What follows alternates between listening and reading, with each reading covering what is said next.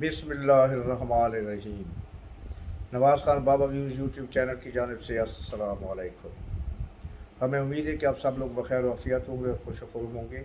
हमारी दुआ है कि अल्लाह ताला आपकी खुशियों में मज़ीद इजाफ़ा फरमाए, उनको मज़ीद तमाम बख्शे और आप हमेशा इसी तरह हंसी खुशी ज़िंदगी बसर करते रहें, आमीन। वीडियो में आगे चलने से पहले हमेशा की तरह हमारी आपसे इल्तमास है कि आप हमारे चैनल को सब्सक्राइब करें, बेल आइकन के बटन को दबाना ना भूलें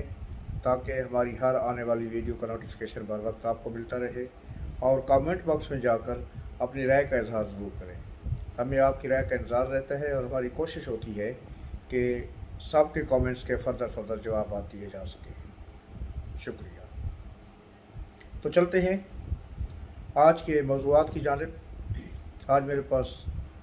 2-3 मौज़ूआत हैं, लेकिन सबसे पहले जो हम इब्तिदा करेंगे वो करेंगे PTE का सवाबी में जलसा, जिसको जिरगे के नाम पर जलसा बना दिया गया, और फिर एक नाकाम शो, नाकाम पावर शो हम कह ही नहीं सकते, नाकाम शो कहा जा सकता है, और ये मैं नहीं कह रहा, अभी मैं आगे चल के आपको बयान करूँगा। और फिर लोगों को आज़ादी के नाम पर एक बयानिया देकर उसमें जलसे में आज अमेरिका का झंडा लहराया गया। इस पर सबसे पहले हम बात करेंगे, लेकिन इस पॉलिटिक्स के मौजू पर आने से पहले थोड़ी सी एप्रिसिएशन मैं पाकिस्तान क्रिकेट टीम के लिए कुछ अल्फाज बयान करूँगा। उन्होंने ऑस्ट्रेलिया में जो कारनामा सर अंजाम दिया है, पहले वनडे में भी टफ़ कंपटीशन था और आखिर पर जो है वो विकेट लेने में नाकाम रही पाकिस्तान की टीम, और वो ऑस्ट्रेलिया उनसे 2 विकेट से जीत गया। लेकिन दूसरे वनडे में पाकिस्तान की बैटिंग ने और ख़ास तौर पर बॉलिंग ने ऑस्ट्रेलिया की टीम पर तबाही मचा दी। वो कहर बनकर उनके ऊपर टूटे और पूरी ऑस्ट्रेलिया की टीम को 163 रन पर वन आउट करके मैदान से बाहर भेज दिया। और उसके बाद 26वें ओवर में 166 स्कोर करके 1 विकेट के नुकसान पर ये मैच 9 विकेटों से जीत लिया। और ये एक बहुत बड़ी अचीवमेंट है। जिस हाल में पाकिस्तान की टीम आजकल जो उसका हशर हुआ था, और जितनी नाकामियों के बाद पाकिस्तान की टीम का मोराल पाकिस्तान के अवाम की तरह बहुत डाउन हुआ था, उनमें ये जीत जो है, ये फतह जो है, और बहुत ही कन्विंसिंग विक्ट्री पाकिस्तान की टीम और कौम के मोराल में उनको बूस्ट करने के लिए एक ठंडी हवा का झोंका साबित हुई। और उम्मीद है कि इंशाअल्लाह अगला मैच भी पाकिस्तान जो है वो जीत कर एक नई तारीख मुरतब करके आएंगे। वेल डन पाकिस्तान की। तो चलिए जनाब, वापस आते हैं अल अमीन गंडापुर के शो की तरफ। सवाबी में इस जलसे की काफ़ी दिनों से तैयारियां जारी थी, और ये कहा जा रहा था कि इसमें इमरान खान साहब की तरफ से बहुत ही अहम पैगामात हैं, और इस जलसे में अहम पैगामात दिए जाएंगे, और इमरान खान की रिहाई के बारे में जो है वो लाहे अमल कौम को दिया जाएगा। और अली अमीन गंडापुर ने तो ये तक कहा था कि जलसे में शामिल होने के लिए PTE के लोग अपने घरों में कह के आएँ कि वो अगर वापस ना आएँ तो उनके लिए कफन दफन का इंतज़ाम कर लिया जाए और उनके लिए कब्रें खोद दी जाए। तो इसका मतलब ये है कि हम जब तक ज़िंदा हैं वापस नहीं आएंगे, अपने लीडर को लेकर आएंगे, और अगर मर गए तो फिर आप हमें कफन दफन के इंतज़ाम के साथ दफना दीजिएगा। बहुत ही ज़्यादा उन्होंने एक हिजान बर्पा करने की कोशिश की थी, और PTE का हर लीडर, हर कारकुन यही राग लापता फिर रहा था कि बस अब हम जाएंगे और इमरान को लेके आएंगे। लेकिन जहाँ पर तजादात को खैर मजमुआ है ही ये PTE जो है, लोग इसको पाकिस्तान तहरीक इंसाफ कहते हैं, मैं इसको पाकिस्तान तारीख इंसाफ कहता हूँ, जिससे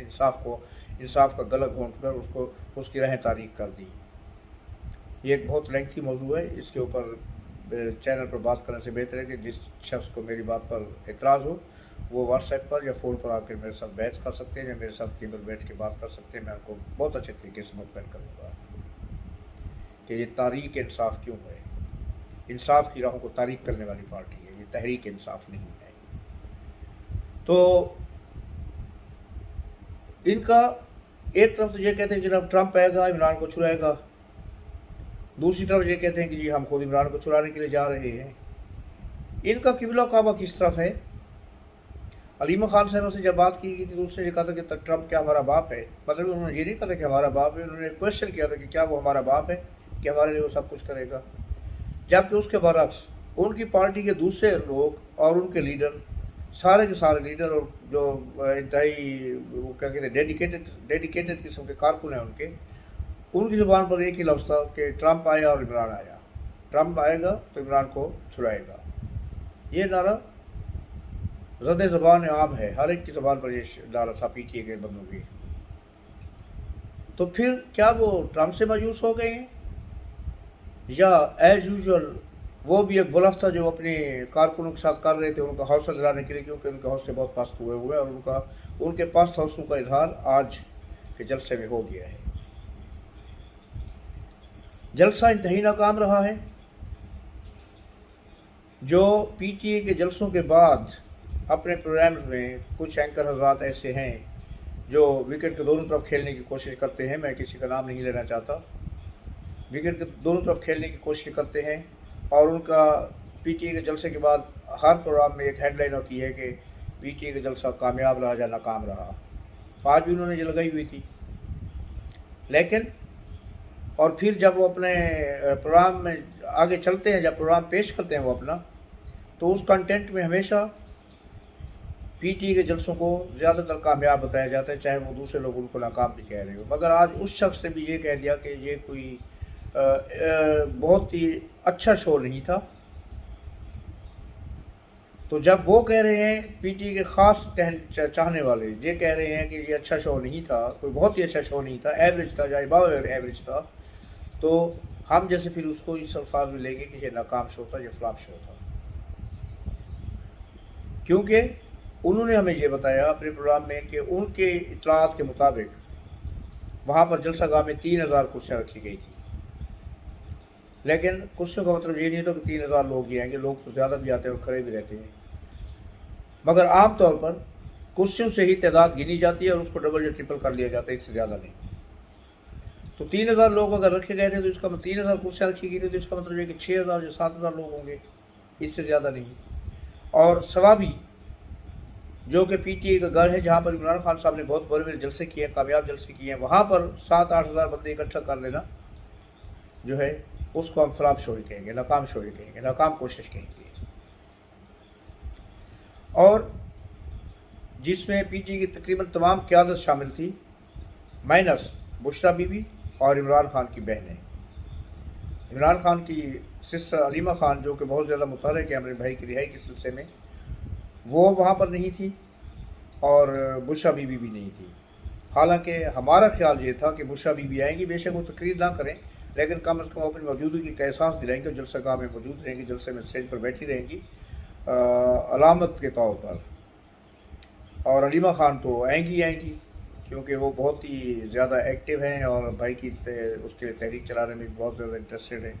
لیکن وہ بھی نہیں آئیں۔ مجموعی طور پر جو تقریریں ہوئی ہیں بہت چھوٹی چھوٹی تقاریر تھی، ایون گندہ پور نے بھی میرے خیال میں تقریباً 12 یا 13 منٹ کی تقریر کی، اس سے بڑی تقریر نہیں کی، حالانکہ وہ بڑی بڑی تقریریں کرنے کے عادی ہیں۔ تو لیکن جو میں نے اپنے تھمب نیل پر لکھا ہے کہ پہنچی وہیں پہ خاک جہاں کا خمیر تھا،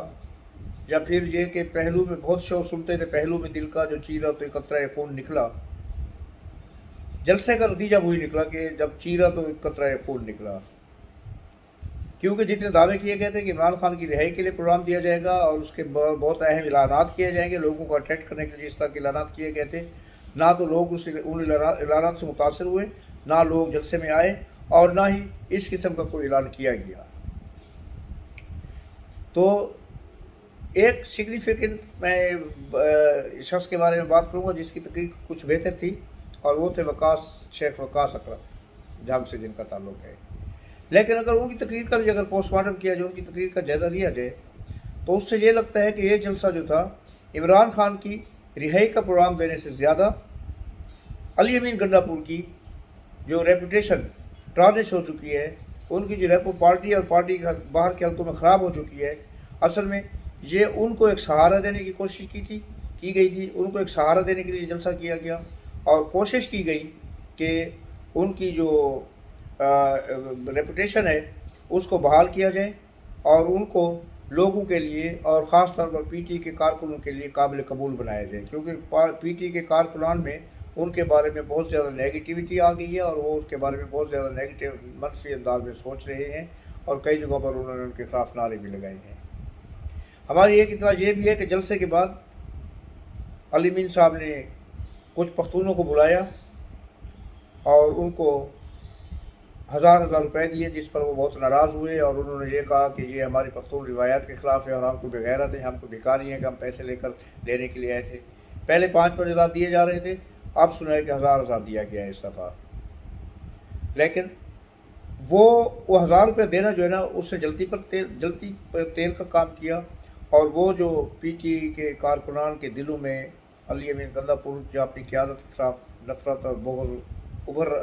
پل رہا تھا، وہ ابھر کے سامنے آ گیا اور انہوں نے ان کے خلاف نعرے بھی لگائے ہیں، اور یہ نعرے لگانا پہلی دفعہ نہیں ہو رہا، یہ اس سے پہلے بھی علی امین گندہ پور کے خلاف کئی دفعہ نعرے لگ چکے ہیں۔